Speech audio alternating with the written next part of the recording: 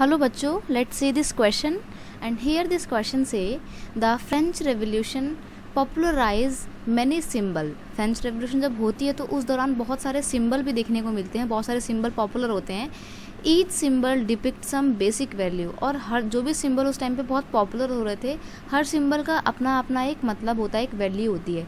Mention the symbols and related value, तो आपको यहाँ पर सिंबल्स बताने हैं और उन सिंबल्स से कौन सी वैल्यू, कौन सा सिंबल क्या डिपिक्ट करता था वो आपको यहाँ पर बताना है। तो देखो सबसे पहली बात, एक सिंबल बहुत पॉपुलर हुआ था, वो था ब्रोकन चेन। और देखो चेन से हम क्या करते हैं, चेन से किसी को बांध के रखा जाता है, ज़्यादातर गुलामों को, स्लेव्स को बांध के रखा जाता है। तो ये जो टूटी हुई चेन है ये किसका सिंबल हो सकते हैं, फ्रीडम का, आज़ादी का, तो वही बात है। These broken chain stand for the act of becoming free, ये फ्री होने को दिखाती है ब्रोकन चेन, ठीक है। नेक्स्ट है ये आइज़, देख रहे हो आप, जब लोगों की आंखें खुल जाती हैं तो क्या होता है, वो अवेयर हो जाते हैं। तो यहाँ पे जो ये आइज़ है ना, ये वही दिखाती हैं।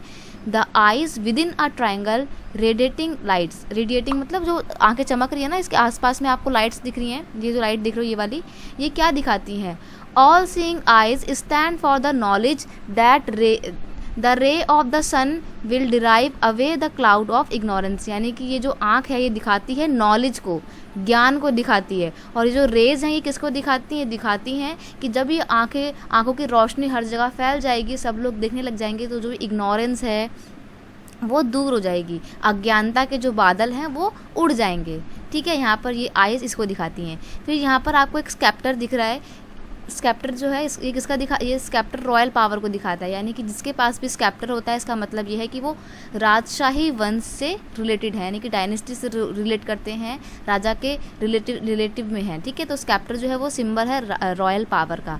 अब ये जो रेड कैप है ना, ये जैकोबिन लोग बहुत पहना करते थे, और जैकोबिन में भी ना सिर्फ मैन लोग पहनते थे, विमेंस को ऐसी कैप पहनना अलाउड नहीं था।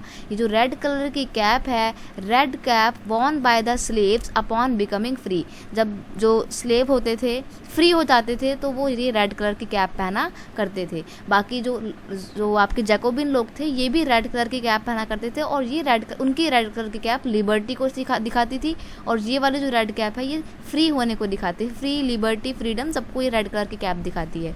फिर यहाँ पर आपको एक दिख रहा होगा लॉ ऑफ टेबल, ये टेबल है जिसमें लॉ लिखे हुए हैं। तो ये जो टेबल है ये क्या सिम्बलाइज करती है, ये सिम्बलाइज करती है कि जो लॉ है वो सबके लिए सेम है, और सब लोग जो हैं वो लॉ के आगे सेम है, ठीक है। देखो law is same for all and everyone is equal before the law, सब लोग जो है कानून के सामने जो है बराबर हैं, किसी के साथ कोई डिस्क्रिमिनेशन नहीं होगा, और कानून सबके लिए समान रहेगा। ऐसा नहीं होगा कि अमीरों के लिए अलग कानून और गरीबों के लिए अलग कानून, फर्स्ट एस्टेट का अलग कानून, सेकंड एस्टेट के लिए अलग लॉ, ऐसा नहीं होगा।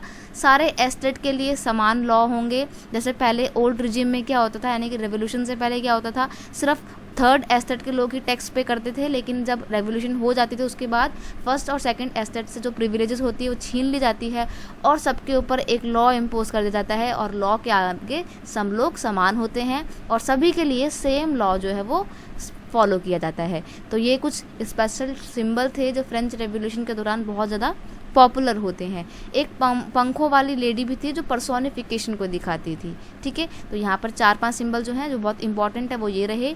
आई होप आपको इन सिंबल की पॉपुलैरिटी और ये सिंबल क्या डिपिक्ट करते हैं वो अच्छे से समझ में आ गया होगा। Best of luck.